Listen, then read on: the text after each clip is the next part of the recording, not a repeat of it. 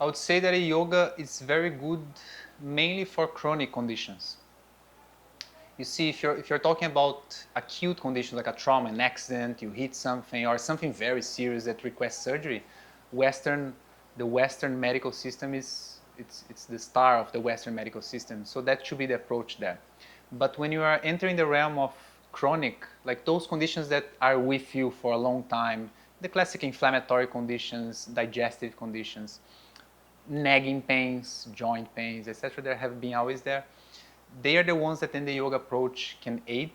I would say, apart from the obvious point of exercise, the fact of moving the joints, moving the muscles, stimulating circulation, it will aid in all different sides, in all different systems of the body.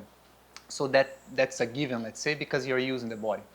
The yoga comes with the table with a little bit more, which I'll say is the breathing side, so breathing techniques.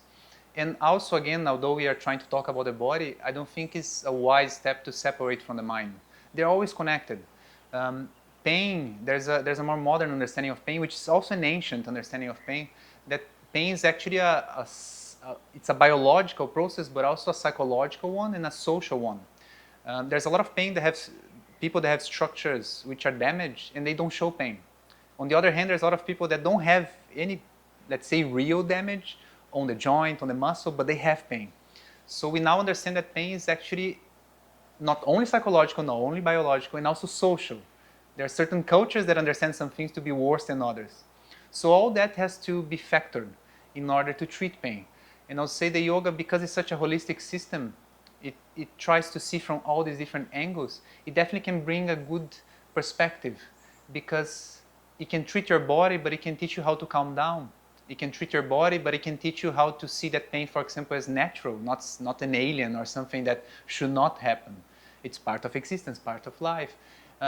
So you have this addition of the mental and the social, even the relationship between teacher and student, which is normally less formal, let's say, than the relationship between a doctor and a patient.